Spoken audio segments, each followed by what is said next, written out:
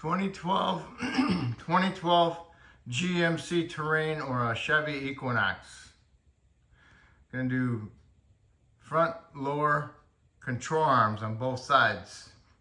What you need to do is jack it up, support properly, remove your front tires. It's a 7/8 for the lug nut. Then you want to get yourself an 18mm wrench and a screwdriver. Try to get that cotter pin bent up a little bit, and maybe some side cuts or a needle nose, and bend that little tab off of there, or even if you could, get the cotter pin out of there. But you don't really have to get the cotter pin out. You can always just put the wrench on there and loosen it up and break the cotter pin off, okay? That's what I usually do. So we're gonna do that. It's tight fit to get your wrench on there, the box end. But if you get it in there and just go ahead and break the nut loose, break the cotter pin off, and then remove your box end wrench, and then use your open end to finish loosening it up, because as that nut gets loosened up, it goes higher, and you won't be able to get your box end out. Okay, after you finally lost all the blood in your arm, you got that nut totally loose. So now the next thing you need to do is hit your knuckle with your mini sledge to help break the taper loose. Whatever side you can get the hit at the best would be the best. And then get your pry bar and pry down the control arm to see if you broke the taper, or you can go over here with a pry bar and see if you broke the taper, okay? But you might need to go ahead and turn the wheel all the way over on the passenger side, all the way to the right, so you can get a good swing in there. So sometimes I might have to remove the tie rod end, which is an 18 also, and smack that, and you can move that knuckle more freely back and forth. That helps out a lot also. I'm gonna do that. All right, got the tie rod end loose. I've been hitting on it, but having a hard time getting a good square hit. So I'll get a ratchet strap and I'll strap it all the way to the right so I can get a good swing in here at the knuckle. I was on the inside doing it, which just won't break loose. So I'm gonna do this a couple times. If I can't get it broke loose, then I'm just gonna go ahead and remove my bolts out of my control arm. And then I'll pry my control arm out, and I'll allow the control arm to drop down, and then I can get another hit inside there, right here. So I'm gonna try this first. Finally, a couple good home run swings. I got it. All right. And you can just go ahead and pry your control arm down and pull your knuckle and caliper out a little bit. You can leave your ratchet strap on there to hold it out of the way a little bit. There's no holes in that control arm to actually pry down on the control arm, so I put a little chain wrapped around it, and I'll stick my pry bar inside there, and that way I can pry down on it. Okay, so now I can go ahead and remove my bolts. These are 15-15 and an 18 nut on top, and I'm pretty sure this is a 21, and that one looks like a 21 too, so we'll see. 21mm for the big bolt, and 15 and an 18 for the back two bolts. Now that you got them all out, you can go ahead and pry your control arm out of there. Careful, it's gonna drop and fall on the floor. So just be careful with it.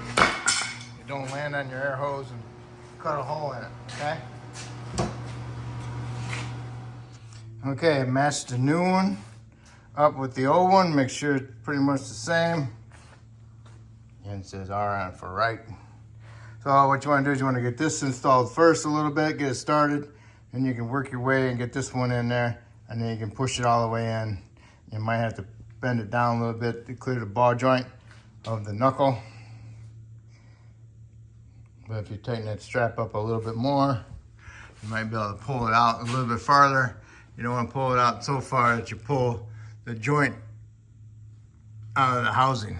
So, okay. So just get it up in there.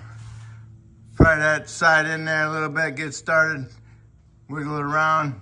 Get this front bushing installed. Once you get that in there, you can square it up, and then you can, you don't want to put it in here yet because you want that arm straight before you tighten it up. So get all your bolts in first. Sometimes if I can't get the right angle, squeeze this in there, I'll loosen my nut up, which is a 21, and then allow this bushing to move around more freely so that I can get this started. Don't forget to tighten it. Okay, it's in there. I have no bolts in it yet, but it's in there, and that's lined up. All you can do is just raise it up and tap it in, and tap it in and put your bolts in. Get your nuts started. Okay, remember, anti-seize is your friend, because you never know, you might take it apart in the future to replace the part again. You never know. So I got anti-seize on all my bolts, and I'll get them pushed in through the bushings and whatever, and then I'll put my nuts on there. All right, I got my bolts in there, they're not tight. So you see how the arm is. So now if you tighten the bushings right now, and then you push this up, it's really hard to push up. So now you're like already putting stress on your bushings. So what you want is your control arm as level as possible. Tighten your bushings and that back nut so it will stay there.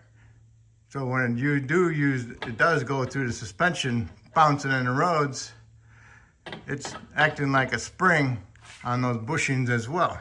All right, but if you tighten it up here, you're putting stress on that bushing. Okay, I have a jack staying underneath mine, holding my control arm even like that. So that way when I tighten that back nut on here, that it doesn't pull that arm down, helps support it so I can tighten my nut up. And this is how tight I got it, all right? Which is probably 180 foot-pounds, okay? And tighten your front nut up, and don't forget to tighten these two bolts also. When you get all those tightened, then you can remove your jack stand, and then you can pull your control arm down and get it inside your knuckle of your ball joint. Okay, I got my chain in there, got my pry bar in there. Now I can pull down on my control arm. Got my ratchet strap off, and then I'll guide my knuckle over my ball joint when I got the control arm pried down. I got my chain removed, and it's in there. All I gotta do is go ahead and give this a quick push that way, and it will push the ball joint straight, even with the knuckle, and the ball joint will go inside the taper hole. And then I can put my nut on. That came with my new control arm. Might have to pry down on the control arm a little bit to get the new nut started on the ball joint. Don't know yet, but possibility. Okay, got the ball joint in, get the nut started, and I tapped on the bottom of the ball joint a little bit to push that taper inside there, and then I can run down my nut a little bit further. Now I can get my wrench on there and tighten it up. And line up your cotter pin holes when you got it tight, and push it through there and bend them. All right, get the nut pretty tight, and then line up your cotter pin hole. Do not back up the nut, tighten the nut to get it closer, okay?